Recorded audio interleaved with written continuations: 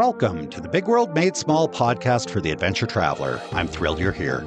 My name is Jason Elkins, and in addition to being your host, I'm also a former U.S. Army paratrooper, third-generation commercial hot air balloon pilot, paramotor pilot, ex-Montana fly fishing guide, advanced open water scuba diver, and a full-time nomad that's visited more than 30 countries on 6 continents. As a seasoned adventure travel expert with a passion for creating and sharing meaningful experiences, I'm on a quest to impact the lives of adventure travelers, the tour operators they rely on, and the communities that host them. Every week, I bring you exclusive interviews with fascinating adventure tourism experts who have agreed to share their personal stories, favorite destinations, and some invaluable travel insights they've picked up along the way. We'll enjoy a casual conversation, create some connections, and likely share some laughs. It's my hope that by the end of each episode, this big world will feel just a bit smaller. Let's get started, shall we? Welcome, everybody, to another episode of the Big World Made Small Adventure Travel Podcast. Today, we've got Aydin Kudu here from Turkishmoon. He is a travel designer and documentary filmmaker. So happy to have you here. Aydin, welcome. Nice to have you. Thank you. Yeah, so where are you actually located right now, Aydin? Right now, I'm in Los Angeles, California. You are? Okay. So, and where do you typically spend most of your time? What's your travel schedule look like? Greatest city in the world, Istanbul. Yeah. I have not been, and I suspect you're going to share a lot of insights about Turkey today and that part of the world. I'm super excited to hear about it. And first, I want to jump in and kind of learn a little bit about you. How did you get to kind of where you are, from wherever you began? So how far back would you like to go? Do you want to go to childhood, or is there a better place to pick up this conversation? Well, I was born and raised in a hazelnut farm, about 100-acre land along the Black Sea coast in northeastern Turkey, very close to Georgia. It is the Switzerland of Turkey, or Europe. And of Turkey, well, actually, the Switzerland of Europe. I think the Swiss people might argue that one. Yes, Switzerland of Turkey, actually, with the wild rivers. You know, in about 50 miles, you reach 2,000 meters from the sea level. Okay, and you said what kind of farm? Hazelnut farm. A hazelnut farm. Okay. Yes, Turkey produces about 70% of the world hazelnut, and our family is a small family. We make about 5 to 10 tons of hazelnut a year. So that's where all the good chocolate is made from the hazelnut imported from Turkey to Italy. Okay. All right. Very cool. And so how long were you living there before you kind of started your adventures? Well, I lived there until I finished high school when I was 18. And then our most of the year was spent at the farm right by the water on the hillside looking at the Black Sea. And in the summer, we would go up to our high pastures above the timberline, which is about 7,000 feet.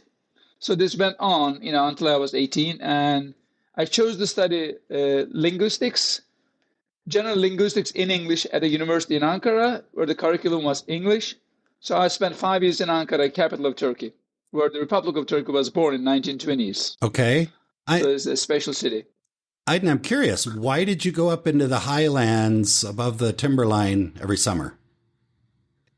Well, the summers get hot and humid, and there are mosquitoes, flies, and our families used to have cows. 2, 3 cows per family.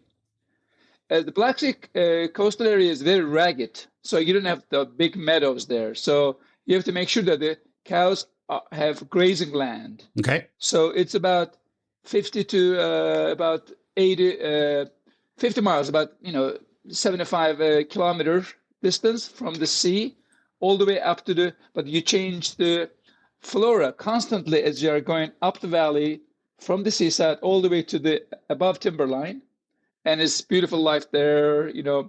Well, my wife said life up in the high meadows of Black Sea, a lot of fun for man, less work for women. Okay. So I envision you and your family kind of herding the livestock up the side of the mountain, up into these highlands. Is that accurate? I would not call it herding, actually. We just have about 2, 3 cows, and it's only for our own consumption. So we always had our milk our butter, our yogurt, our cheese, everything from the animals. Okay. So the whole family would and the cows would move up to the cooler areas where the cows had things to eat. Yes. All right. Yeah, but actually we light the stove every night because the temperature may go down to 5 to 10 every night in July. Okay. Because of that there are so many special environmental sensitive zones in the world, but there are few areas, 3 climatic zones merge. That is actually northeastern Turkey, northern Iran, and Caucasia. That area is very sensitive. Okay. So the weather pattern is very subject to quick changes. Mm-hmm. So it's just like the temper of the Black Sea people. We change a lot, Okay. That's a good warning. And okay, so was it very typical?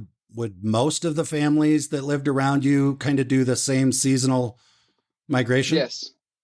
Yes. Actually, our neighbors in the village, which is our permanent location down by the water, mm-hmm. up the valleys, the same neighbors we have up on the mountain. Okay. And I'm curious, can you describe kind of life up in the mountains for you each summer? Other than it got cold at night? Well, on a hillside, you have homes, typical 2-floor facing the valley, 1 floor facing the hill. So on the upper side, you have the kitchen and the daily area. Mm-hmm. Down there, you have the bedrooms, 2 bedrooms actually, 1 for the parents, 1 for the kids. Okay. So you would actually, it's like a nomadic life as well. You would actually put down all the mattresses on the floor, and all the kids I was one of 6. Okay. Out of 1 father. My father was 1 child, so no uncle, no aunt. So we would sleep like carrots, mm-hmm. telling all the stories to each other, and then my parents would be next door. And down underneath is the cows. Okay. So morning would start with my grandma churning the butter, and then some hot air coming up from the cows down underneath. Okay. All right. And plus the smell, urges you to get out of bed. I was kind of imagining that. I wasn't going to ask specifically about the smells, but I can. Yeah. Okay. And for the kids, the 6 of you, what was your job and responsibility? 1 child has to go and fetch the water from the fountain. It's about 200-300 meters away. 1 or 2 child has to take the cows to the meadows right across. We would walk the cows for about 15-20 minutes and leave them there. The cows would spend the whole day there grazing and then come back themselves. Oh. Except when the fog closes in, sometimes the young cows may get lost. So then we would have to go and actually look, keep an eye on them in that case. And then we come home, the mother has prepared the breakfast. You have the breakfast, whatever we have there. And then you are free to go play with the kids, in the neighborhood. And then we would fight to get a part of the team because there are so many. We had about 25 homes. If there are about 5 to 10 population per family, you're talking about quite a population. And then once a week or sometimes twice a week, we have to walk down to the forest and to cut down the dry trees. These are the oriental pine. And they carry them all the way back home. That's the firewood. Okay. And every Friday, there's a weekly market that all the high pasture people would gather, exchange, news with the others, and then shop, for the whole week. And then, it's a wonderful, that was something weekly for us. Okay. And this still goes on today. That's very cool. And what was your favorite part of growing up? What do you mean? Well, what was your favorite? I don't know if it's a specific memory or just kind of a favorite thing that you enjoyed most about that point in your life when you were younger, spending your summers up in the mountains. I think the thin air, the concept of living above the clouds, and we call it yayla, Y-A-Y-L-A, is a specific word that refers to above timberline lifestyle, or location, or the houses or communities. We call them yayla. Actually, when we wrote an article featuring this in National Geographic 2001, The Crucible of the Gods, featuring ethnic groups in northeastern Turkey into Georgia. And then the word yayla entered the database, geographic database for the first time, YAYLA. Okay. So I think that thin air, our location was the highest, so we'd always sit down and look at all the other hills, especially. I still take my kids to a spot there about a 10 minutes walk from my home, watch the sun goes down behind all this cascade of mountains, and then if it is very cold, we drive there. If not, we walk there, say goodbye to the sun, see you next morning, and walk back home. I think being above all the rest of the geography, that thin air is wonderful. That's very cool. One of the things that you and I discussed before we jumped on this call, or kind of this concept of, people are, I can't remember exactly how you said it, but something about elevation has more of an impact on culture than geographic area. So I'm curious to hear a little bit about that. It seems related to what we're discussing right now. I think what separates or bring people together is not what nationality, what country they are born. It is at what elevation they grew up. Okay. And I got this confirmed after having spent 2 years at a shared home with my other university friends at the university. And then, so people from the north in Turkey are very different from the people in the south. And it's because of elevation? Part of Turkey. Because elevation, because of temperature, is hot. And then the Black Sea people have come up with very kind of clever, sometimes cunning, sometimes silly, sometimes very logical ways to cope with the nature. Mm-hmm. So the rest tend to be a little bit lazy. For example, our folk dances are very fast. And there's a joke that when a Black Sea man, most of the jokes in Turkey are about the Black Sea people, okay, right? And a Black Sea man see the dances of Central and Western Turkey, he says, so easy. Even my grandfather can dance that. It's so slow. Oh. All right. Okay. So do you feel kind of a kinship as you travel the world? Because I know you've been to quite a few places. As you travel the world, if you're around other people that, live in the mountains, the higher elevations, do you just automatically feel a kinship with them then, I take it?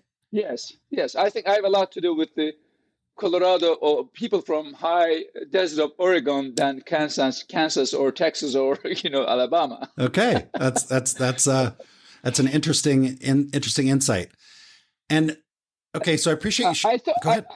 I thought of making a documentary in Turkey featuring 3 different zones, from the highlands of the Kurdish-speaking area southeast, and the Black Sea people in the northeast, and the people in the west, actually. But it's never been materialized, but still, up in my head. Well, one day, probably. We'll keep our eyes open for that. And speaking of that, that's one of the things that you do that I think is very fascinating. And I'm not sure, I'll let you figure out which one to go first, or maybe it's all combined, but I'm curious how you got from that lifestyle of, living on the coast in the winters, up in the mountains in the summers. You mentioned you went to school for linguistics, for English. And how did that all translate into you having this career as a travel experience creator, a filmmaker, and all that stuff?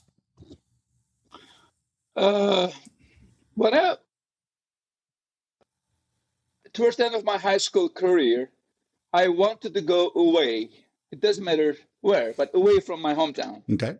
That's normal that time of year. Or time of age. I was just curious about, and our hometown is not a touristy town. I would actually maybe run into a young European traveler coming to our town and to change buses. Mm-hmm. And I started taking the English lessons at the school, 6th grade. First year we had 1 teacher. Second year we had no teacher. It was a vacant. Oh.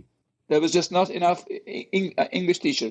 Third month we had a teacher, and I said to myself, there must be a way to learn this. And I remember the very moment right now, I was about 11, 12 something.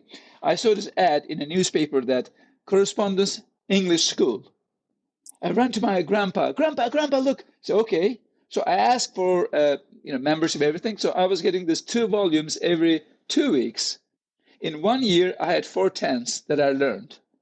And I was practicing whatever I was learning with whoever I grabbed in the town. And then And I would invite them home. They would come and stay with us for a few days.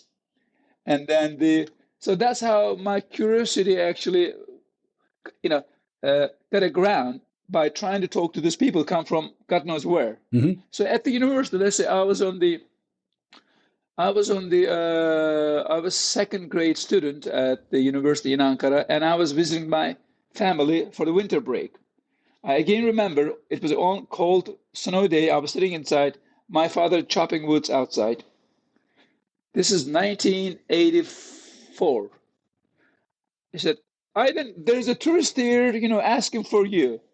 Oh, and I saw a tall guy with beard. It turns out that my elder brother, who lives in Geneva, is one of his friends, a Swiss guy, who decided to bike from Geneva all the way to Kathmandu, Nepal, on a bicycle. After 3 months, he was in Trabzon. So my brother told him, oh, if you go through the Black Sea, and I have my younger brother, and then this. And he had no idea that I was 45 kilometers away from the town he was going through. He left his bike there. He came to meet me. I said, well, you know what? I have to return to Ankara to start my studies tomorrow. Come with me. He spent about a week with us. He then said, Aydin, you know what? This has been difficult, more difficult than I thought it would be. I'm taking what I need, my personal things, from this bicycle. That bicycle had 70 kilograms, on it. Wow. It was not the most practical, cross-country cycles I've ever seen. At that time, I had learned to ride a bike just 1 year before at a youth camp in Germany, right? Because our hometown is ragged. There are no asphalt roads at the time, and you don't ride a bike there. To make a long story short, he said, I'm leaving this bike to you, right? And I'm going to go settle and live in Kathmandu. If I come back, I'll take it. If not, it's yours. That's how I said to myself, look, we didn't have much money, and our money would run out at the end of the third week every month. So we had to find a way to pass that last final week in eating bread and onion. So I said, wait a second now, bicycle, this guy came from, why is it? I can travel without needing much money. And I have a sleeping bag. I didn't have money to pay for the hotels, but I can stay, sleep outside. And that's how every summer, I was training every day, of course, but, oh, by the way, I was sent off at the dormitory I was staying at the university for locking my bike inside the dormitory without a permission, So, okay. So the manager of the dormitory said, why did you take your bike inside, blah, blah, blah? I said, I didn't see anyone. I didn't know that I had to have permission. It's my bicycle in here. So, yeah. So anyways, I was training every day. And it's not like it's a motorcycle or a car. I mean, come on. Yeah, I still have that bike, actually. So I would finish my university studies that year by the end of the third week of June. But August, I had to be home because my family is harvesting hazelnut. I had to have them, right? So I only have about 4 to 5 weeks to travel. If I try to make money, there's no time to travel. I said, I'm going to travel. And my daily allowance was, believe it or not, Jason, $1 a day. Yeah, wow. And I was scavenging every single fruit tree by the road. And to your question, I traveled first year, I cycled along the entire coast of Western Turkey. Wow. Then took a bus back home. The next year, I cycled upper Western Turkey, all along the Black Sea, back home. Third year, I did the same thing for Eastern Turkey. I joined the French bicyclists who were going throughout the whole Europe for 2.5 years. So and many times I did not say I was a Turk. Okay, why is that? Because when you say you're a Turk, first, Turks are very curious. And then, let's say this 1980s, we did not have many highways in Turkey, all, 2-lane, roads. So there were lots of coffee houses by the road. So, and by the way, I did not have any money, as I told you, and I had no bags, nothing that I could carry on the bike.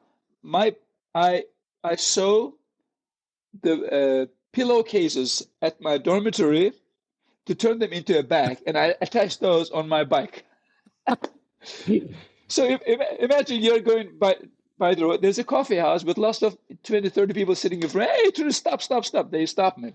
So if you start speaking Turkish, okay, they know a lot about you because you are the same country, everything. But curiosity is not. Curiosity is about the bicycle. But if you don't say anything like that, so every time there's someone who speaks a little bit English or maybe German, I could speak a little bit German at the time, and then they say, look, I was Irish sometimes Portuguese, something, and a nationality that one of the German, Turkish workers who work in European countries, they speak the language. They could easily tell that I'm not from there, but and then so they would actually for the first 20 minutes or half an hour, tea coming going, and what I say, they translate. These foreigners are amazing people. Look, they come from such a long distance on a bike, and then they came to see our culture. Wow, something great to do. That's kind of, that flattering words. Yeah. And then sometimes I would actually shift to Turkish all of a sudden, right? And their reaction would change. Say, hey, are you stupid to travel like this? Where are you going? We're going to pay for your bus ticket and send you there. Oh.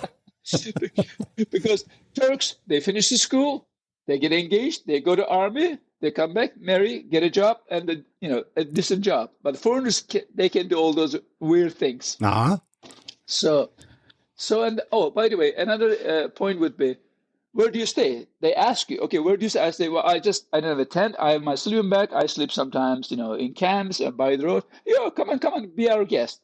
Oh. So when you're a guest in their home, if you are a Turkish, the daughters of the family, girls, would feel shy sitting next to you, getting close to you, okay? Because you are subject to certain ethics, right? You wouldn't wear those tight biking shorts, but foreigners, you are free to do anything you want, right? You're a guest of honor. I get it. I get it now. Yeah. Okay. So you were pretty much everywhere you went. You were welcomed as a guest and entertained, and also I can find out how they really treat the travelers. Yeah. I think years later when I said, why did I become a guide?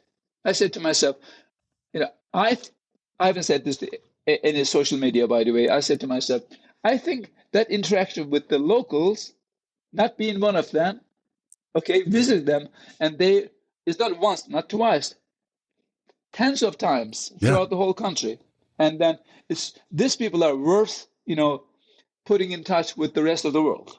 Interesting. So you almost were able to experience your country through the eyes of a tourist, almost without necessarily being a tourist, but through those. That makes sense. I love that. And then people actually, let's say, sit around the table and eat together. And then the boys of the family would say, Aydın, okay, or let's say whatever my name is, okay, come with us to the coffee house or tea house, right? So that's where only man goes. They play card games, dominoes, rummy-toss, and things, everything in there, and backgammon, right? Mm-hmm. Occasionally chess, something. Of course, I'm not supposed to know any of those games. But half an hour later, I hear them talking. Says, these foreigners are very clever. How can they learn our game so fast? And he even kicks our butt. There's what do they call that? A pool shark, or somebody like a not a scammer per se, but you sit down and you're like, I don't know this game. Teach me the game. If there's money exchange going on, teach me the game. And then all of a sudden you're winning and you walk away with a bunch of cash in your pocket. Did that ever happen? No, I'm not a gambler. You weren't playing for money. Okay. Yeah. Actually, I was writing down by the way, I had no camera at the time, so there's no picture of what I did, except a few shots shot by other bikers from rest of the Europe actually, and then that's how they. I have it's all written down, and I want to drive down the same path, and then find the locations that I slept. I had some incidents, and then. I've some quirky, experiences as well, but there's another subject. Yeah. So it's that could be a film actually. Yeah, I just what you're describing sounds fascinating. I mean, I have not had the honor of visiting Turkey, but just listening to you describe it, honestly, that would be a pretty cool video or a good film. So. But the problem right now, actually, because of this, multiple highways and airports everywhere. Yeah, things and have people changed. have less time. Yeah, less time to people actually have for touring. Actually, they fly among the places. So now you have to show an effort to get people interact with the locals. Yeah. Yep. So how do you do that? That's one thing. Actually, How do you do that? I get out of the main road. Mm-hmm. And then I don't have any fear of the common fear, especially among the Americans, invading someone's privacy. I know they don't mind. I know that's something, a bonus for them in their monotonous daily life. Right. This person, I remember I was with my girlfriend. I was hiking the Annapurna Trail in Nepal, 1999, and then she's from upstate New York, and then all these people, they make money by renting one of the rooms in their house. If the business get bigger, they build another house right next to houses, and that becomes the dormitory. That's where we stay. Mm-hmm. But all the people coming and going, what do? You check in, you get your room, they buy a drink, and you give them food, you pay them, they go. Same thing, on and on. The usual Anglo-Saxon interaction with the locals. Yeah. I would go to the kitchen. I would talk to them. I would ask them some questions. She was driving nuts. Now, why do you go invade their privacy? I said, it's not privacy. Imagine these people will remember someone came here. He got curious of how we cook this, and then it's something different. Imagine thousands of people. But right now, I have to teach the same thing to my own kids after 6 years having lived in the United States. And then I'm not pushing them, hey, if there are other kids out in the garden, it's okay to play with them, Mm-hmm. So they think, it's you see, what I was trying to teach the whole world, now I have to teach my own kids. Right. And do you think that that's something uniquely, I don't know, American? Where do you draw the lines, like between people that have this real sense of personal space and privacy and are reluctant to engage with strangers? I think is not the American. I think is the coming from a background from an urban area or rural area. Yeah. Yep. I had a friend of mine, actually, we used to work for this American company, and then on parallel tours, so we're 2 busload of people. I'm taking care of one bus. He said to me, Aydın, stop stopping in the middle of nowhere and striking up a conversation in a coffee house with a family. I don't know how to deal with that.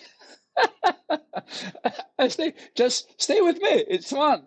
And actually, there was another travel company, I remember, they made a very detailed post-trip evaluation of, what was the most interesting thing you did on the tour that was amazing. On another one, the same thing was actually, what was the thing that you thought the missing thing? Interaction with local comes number 1. Yeah. Yeah. As the weakest point, as the strongest point of both. the tour. Yes. I mean, people rated the tour bad because there was no interaction with the locals. Okay, gotcha. Another group rated that tour great. Why? Because there was a lot of opportunity for interaction with local people.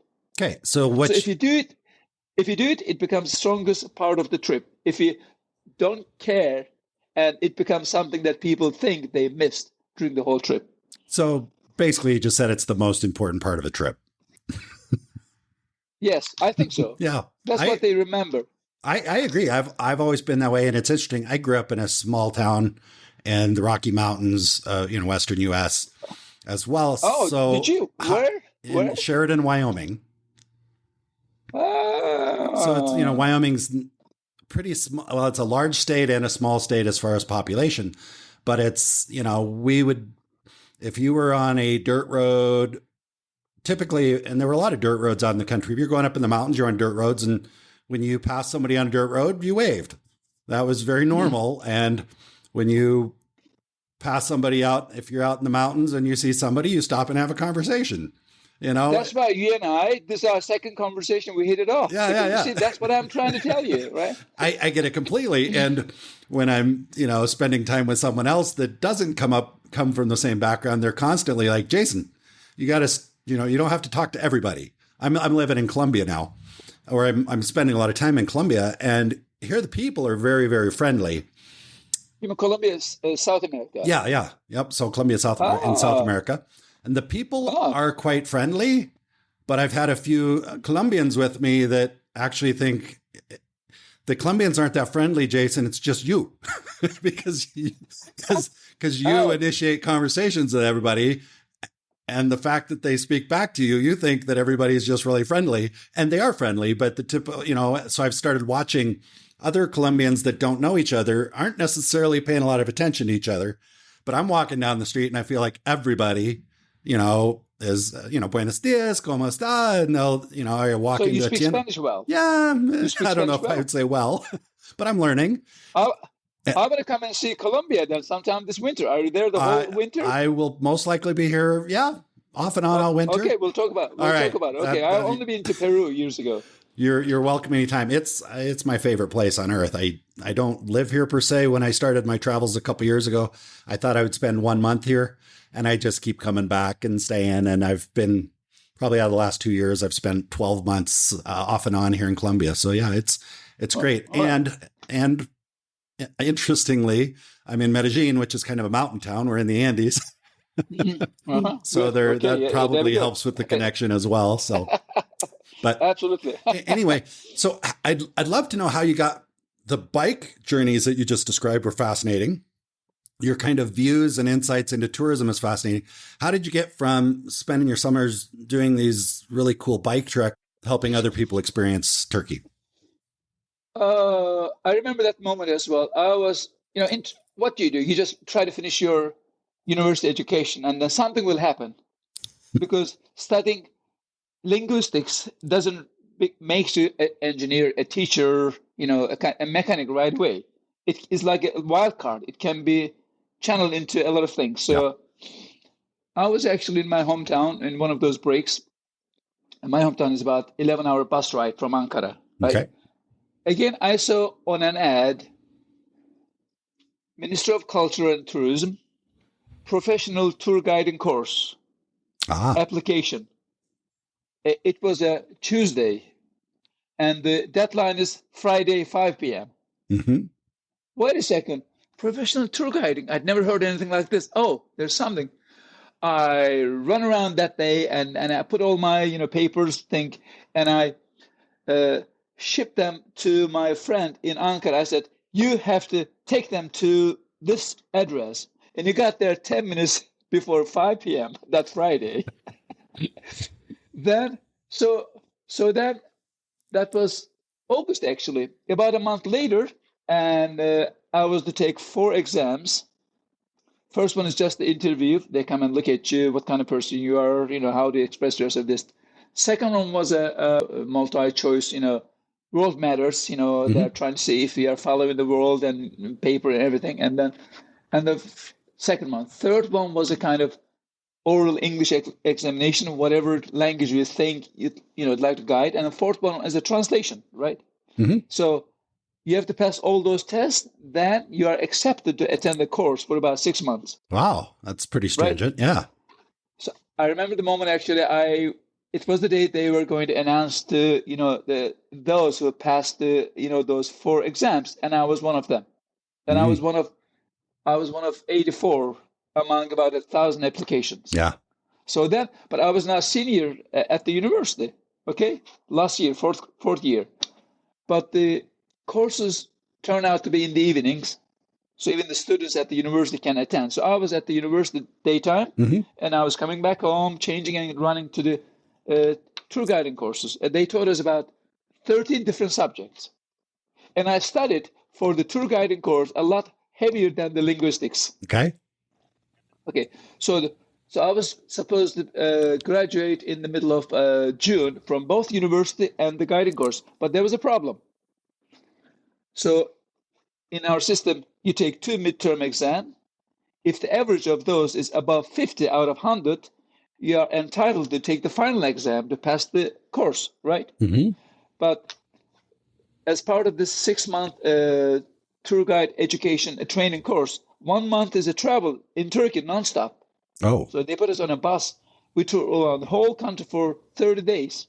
But that means I would be missing the first midterm exam. Yeah. So I went to the professor. I said, "This is what's happening," and then how do we do this? They said, "Okay, we understand. We appreciate your willingness, and then a kind of excitement about this thing. Okay, what we can do is actually you take the second midterm exam directly. If you get over 80, we will let you take the final exam." It's a lot of So I pressure. came back. I scored above 80, and I took the final exam. And when I was there, my classmates told me years later that towards the end of the 5-year, training and everything, so one of the professors, and then my classmates were chatting in the room. One of the teachers asked the professor, "Professor, who is your favorite student?" Okay, he says, "Aydin Kudu." I was away. I was on tour at the time. Mm-hmm. So, why? How come his grades are not the greatest? He's scoring about 7, 8 out of 10 something. He said, "Yeah, but he was telling me something different. He was not repeating what I told you. Oh, You were just returning to me what you took down. You memorized them. You were telling me what I already know." He was not afraid of making mistakes. yeah. Yeah. And this was a professor that I had a big fight in the middle of the class with everybody looking at us, and I left the class. Well, he probably respected that you were willing to kind of make your point, stand your ground. And I suspect, do you think that there was, sometimes people are afraid to take chances and go do things like become a tour guide. And I think where I want to go with this is a couple things. One is, I don't know how education works in Turkey. You'd mentioned that your family didn't always have a lot of cash around. Did your family have to Actually, pay? I had to pay for this 30-day touring, on a bus. We had no money. We had only about 1/4 of what was necessary. Me and my friend. Yeah. We went to the manager of the course. We said, "This is our situation. This. Can the amount be waived for us?" He said, "Okay, guys, this is something between you and us. Promise me you won't tell this to anyone, you two." And here we are now on this podcast.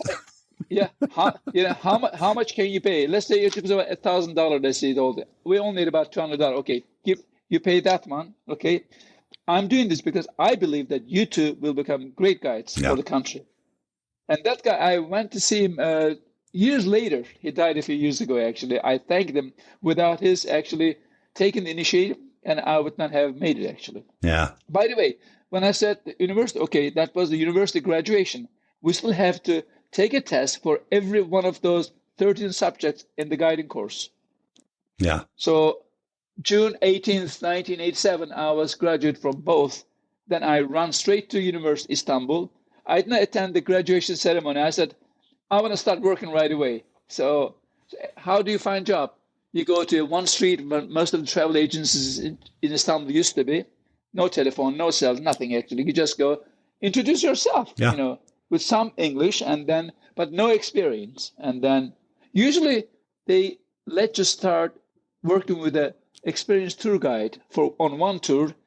I never did that. I started myself actually on city tours, and then it got bigger and bigger. Did you? Then at that time, did you need to have the guide certification program that you'd gone through in order to get a job as a guide? You have to still so. Okay. I was just curious if that was so that's just the cannot, minimum requirement is you got to get the certification, which sounds like it was quite an in-depth course program. Which has to be renewed every year still. Oh, wow. Every year you have to renew it. Do you have to go back and take a continuing education type of class, or you just have to submit your documentation, or what does that look like? There are some seminars you have to follow, and then your chamber of guides or guild of guides, actually, they have to authorize you, and there should be no criminal case against you. Okay. All right. That's cool. It actually sounds quite a bit more stringent than a lot of countries. Yeah. Actually, in Israel, in Egypt, in Greece, and in Turkey, is serious. You cannot have a commercial operation without going through a travel agency and accompanied by a professional tour guide. Okay. All right. That's fascinating. I appreciate you sharing that. So tell us about your first job.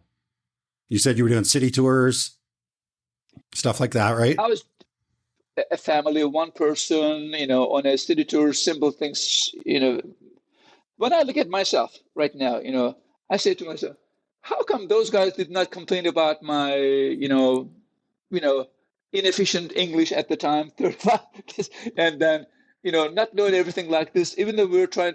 I think they must have felt that this guy is ambitious about what he's doing. Yeah. Because you don't have to be you don't have to be perfect. Now, after so many years, do we tell more? No, we just talk much less, but maybe more efficient. Mm-hmm. We learned to work with less, how can I say, less burden, Mm-hmm. with less labor, but more effectively. Yeah. Yeah. I Well, think they could see that. That's why they were very tolerant to us. yeah, I've always believed that. And I've had the fortune to be with a lot of guides doing a lot of different things in a lot of different places. And pretty much if the guide is enjoying the experience, I'm going to enjoy the experience. I cannot come up with any examples where I was with a guide that was having a lot of fun and I thought it was a bad guide trip. If they're having a lot of fun, I'm most likely going to have a lot of fun. I don't know if maybe half the stuff they told me was factually inaccurate. Maybe they didn't show me the stuff they should have showed me. Maybe they were just making stuff up. I don't know. But if they were having fun, I was going to have fun. And I've always believed that even when I was guiding, it was, if I'm having fun, my clients would have fun. There's one detail, actually. We were always actually made to think that leading large tour groups like 30, 40 people, because we also had a higher ego at the time, right? Mm-hmm. Hey, I'm speaking to a large group, and then that was a big thing. And then, but later on, I can still do some of those, but I'm now interested in small groups. Yeah. When you do small groups or individuals or families, there's a lot of interaction right now. There's a lot of dialogues and instead of one person is talking the whole thing. Yeah. So, and now we've learned in time, it's not that what you want to tell them, how much they want to know. I just met an ex-client of mine in Santa Monica. He's a lawyer. We invited him for lunch. I took him around for 10 days in the spring. On the first day, he's coming from a very high-end, custom-made travel agency in New York. And then we were at the palace. Aydin, you know what? I'm not interested in those 15th century swords and weapons and this one. What else can you show me? I said, what are you interested? He said, I'm interested in records. Records, vinyl? Okay, let's take a boat. We went right across. We found this, warehouse where the amazing repertoire of the records are sold. And then he bought about lots of them. And then he said, you know what? And he still, he said, that's what I wanted. I said, thank you for telling me. Sometimes people cannot tell, thinking that would make me feel. Some guys have very high ego. Oh, you are not here to learn what I'm going to teach you, Yeah. I would have felt, bad if somebody asked me, forget the museum, take me to a, street. I would say, oh, really? But now who cares? Yeah. Yeah. You can still teach them everything, but everybody has a different perspective. We have come a long way to find a good balance. Yeah, I agree. And I think having the smaller group, the more personalized, a small family, a couple, a single person, it gives you that ability to really go a bunch of different directions. Where when you've got 40 people, people aren't going to, it's almost impossible to do that. I think you can still provide a good experience, but it's a totally different experience. So I get that. Yes. And I mean, in a lot of my travels, I'd be happy just a guide to take me to the market, to a fresh market or wet market or something in Asia and just walk through there. Like they don't have to be an expert on the market, but they live in that culture. They live there. They can explain what are things or just walking down the street. Sometimes it doesn't have to be like the historic part of town, just any part of town, and walk into a tienda with me and show me some stuff, have conversations. That it's a good guide, I think, can be a pretty good asset, even if you pick them up and, I think some people could guide in places they've never been. Yeah. But I think that flexibility and ability to change subjects and go look at different things, like you said, with the records is pretty cool. So, all right. So then you went from doing a lot of that to, I want to make sure we touch on, while we still have a few minutes, I want to make sure we touch on kind of what you're doing now as, as a travel designer, and also as a filmmaker. So bring everybody up to speed. What's your life looking like now? Well, from 1987 to 1995, and I was just doing guiding, mostly tour buses all over the country, and then working for about 6-7 months a year. Spend about the winter months traveling, here and there. Mm-hmm. And I'm a great solo traveler. And then with the big earthquake near Istanbul, and then I had someone who was working for National Geographic. So they contacted me. They said, we have a photographer in Istanbul. We happen to be with his family, Reza. And then we also have a writer. We would like this. Do you have time to take them around? I said, to travel with a photographer? Okay, what is it? I had no idea. So that thing turned into a kind of photography hobby, into a kind of more professional thing. And then film crews followed, whether documentary or, feature films. And then, so I would spend about 3-4 periods of every year doing the fixer work. The guide in film industry is called fixer. Mm-hmm. So then I became involved with those. And then I said to myself, wait a second now, we have a lot of ethnic groups in this country. And then so we can actually make something, an intimate story, because we are part of that one. It doesn't matter how much technically they're perfect, these guys, they don't get the subject sometimes. So they want to tell the way they want. So that pushed me. And I bought my first camcorder, and I lived with the people in our next valley, and then after about 2 months with them, I had about maybe 50 hours of footage. But then I said, okay, now we have the footage. What do we make out of this?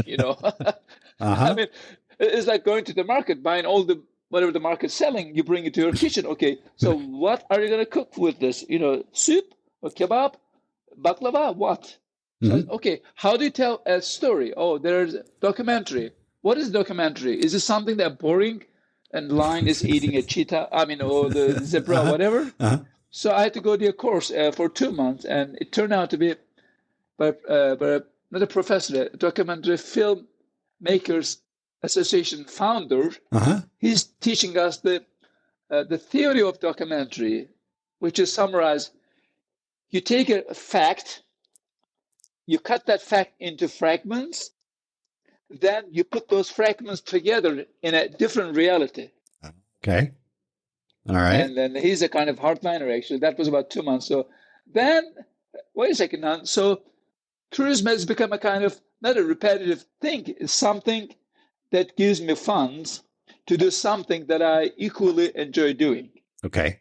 Then, so from being a freelance guide only, so me and my girlfriend then became my wife, and then now I'm still my business partner.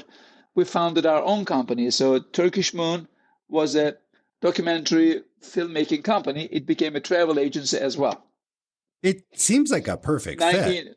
2010, yes. Yeah, it seems like the filmmaking, the documentary part of it, even, and guiding and tourism, it all just seems to fit together well. I can imagine it would attract the same type of person like yourself.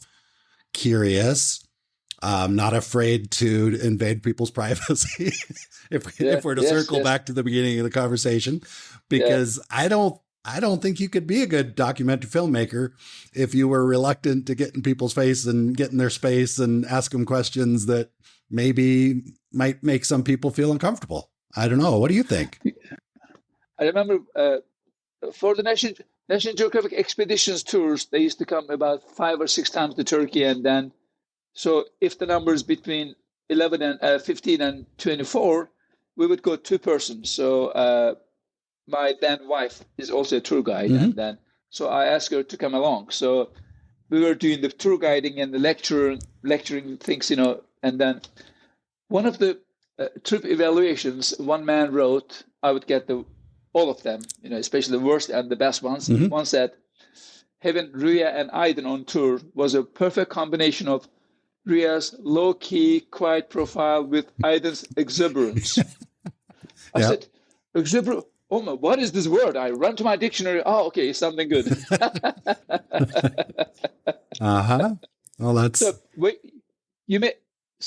my social skills, interest in interacting with lots of people, continuing the communication, and then and her well educated, and then the kind of the systematic knowledge, create the synergy. We made those films.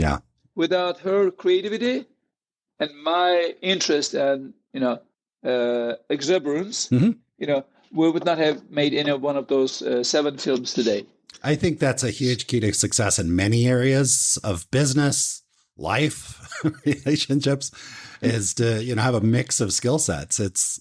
Sometimes it's really hard to accomplish something when you have 2 people that are really exuberant, outgoing, and passionate, but don't necessarily have some of the other skills to actually make things, complete projects, finish things. I'm not speaking about you, maybe a little bit myself. But yeah, I get that. That's pretty. So you want to know the verdict of all so many years and creativity? Yes. I'm now a wonderful father and horrible husband. A wonderful father and what? Horrible husband. Well, and then comes, sign this paper. I think that what can I do? I think that if you were to ask my ex-wife and my son their view of me, I think my son would say he's a great father, and my ex-wife would say he was a horrible husband. So yeah, I get it.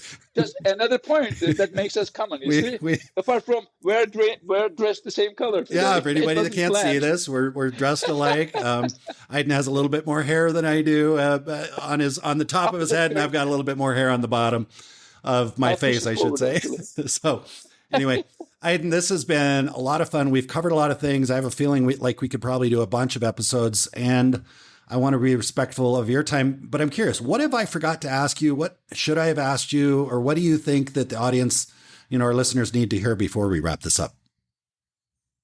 About myself, what I do? About anything. Is there anything that you just feel like, man, I really, really wished we had discussed this. We didn't get there. Jason didn't ask me. Just kind of any final parting thoughts that you'd like to share?